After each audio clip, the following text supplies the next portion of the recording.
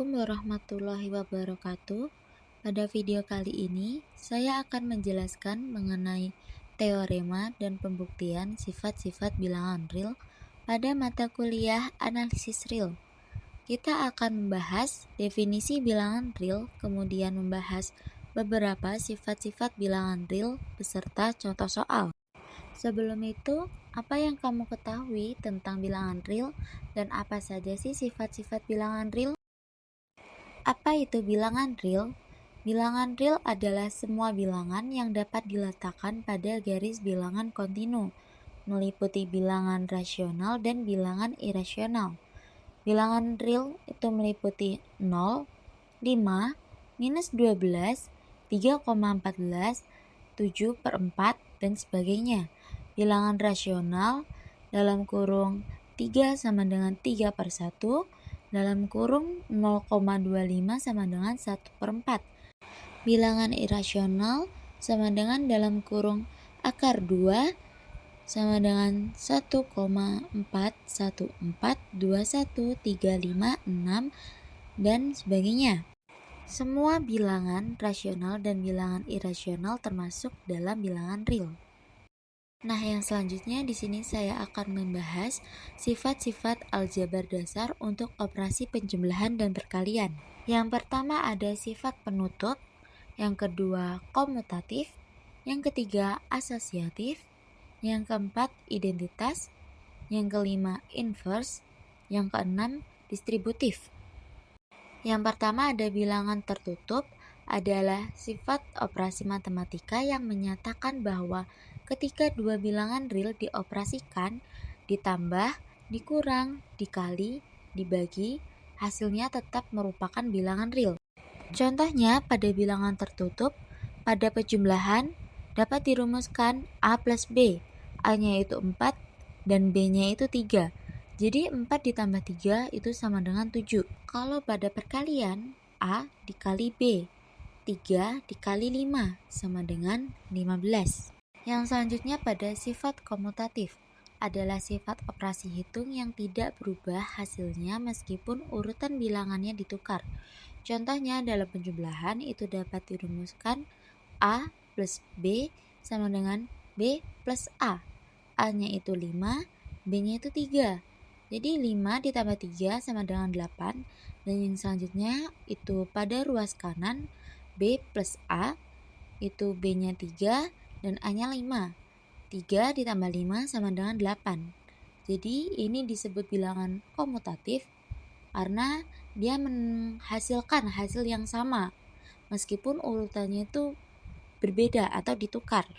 Yang selanjutnya pada perkalian A dikali B sama dengan B dikali A. 4 dikali 7 sama dengan 28 dan 7 dikali 4 itu sama dengan 28.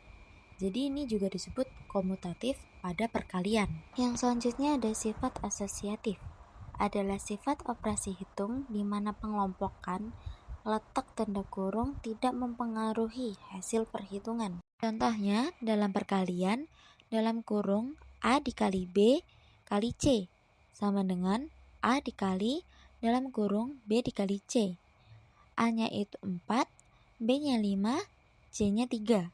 Jadi 4 dikali 5 sama dengan 20, 3-nya turun, 20 dikali 3 itu 60.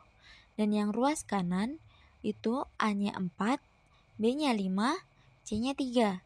Jadi yang dikalikan di dalam kurungnya dulu. 5 dikali 3 sama dengan 15, 4 dikali 15 sama dengan 60. Dan yang pada penjumlahan dalam kurung A plus B plus C. A-nya 2, B-nya 3, C-nya 4. 2 ditambah 3 itu 5, 4 turun, 5 tambah 4 itu 9. A 2, B-nya 3, C-nya 4. 4 ditambah 3 itu 7, 2 turun, 7 ditambah 2 itu 9. Yang selanjutnya ada sifat identitas. Adalah salah satu sifat operasi aljabar yang menyatakan bahwa ada suatu elemen khusus disebut elemen identitas yang jika digunakan dalam operasi dalam suatu bilangan tidak mengubah nilai bilangan tersebut. Contohnya dalam penjumlahan A plus 0 sama dengan 0 plus A sama dengan A. Jadi dalam penjumlahan itu identitasnya itu 0. Nah, dalam contohnya A-nya itu 5. Jadi 5 ditambah 0 itu 5.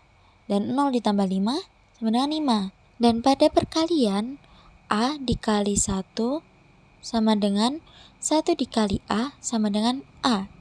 A-nya itu 8. Jadi 8 dikali 1, 8. 1 dikali 8, 8. Sifat inverse adalah sifat dalam operasi aljabar yang menyatakan bahwa setiap bilangan memiliki pasangan atau inverse yang jika dioperasikan akan menghasilkan elemen identitas. Dalam penjumlahan, elemennya itu A plus minus A. Jadi identitasnya itu minus A dalam penjumlahan. Dan dalam perkaliannya itu 1 per A. Contohnya, dalam penjumlahan 7 ditambah minus 7 sama dengan 0. Dalam perkalian 4 dikali 1 per 4 sama dengan 1. Pada sifat distribusi adalah sifat operasi aljabar yang menghubungkan perkalian dengan penjumlahan dan pengurangan. Contohnya, A dikali dalam kurung B minus C sama dengan A dikali B dikurang A dikali C. A-nya itu 5, B-nya 7, C-nya 3. Jadi yang dihasilkan dulu itu yang ada di dalam kurung.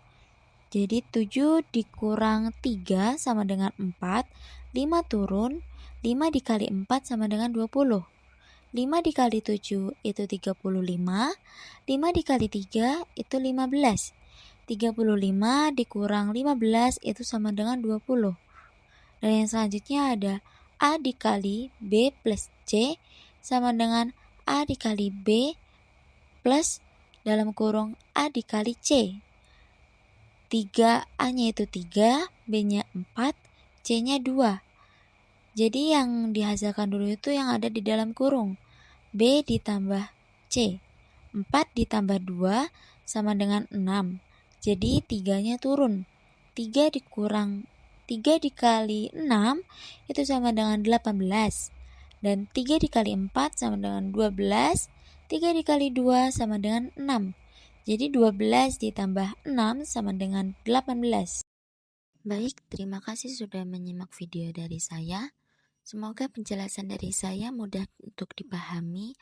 Apabila ada kesalahan dalam penjelasan dan penyampaian saya, mohon maaf yang sebesar-besarnya. Saya akhiri. Wassalamualaikum warahmatullahi wabarakatuh.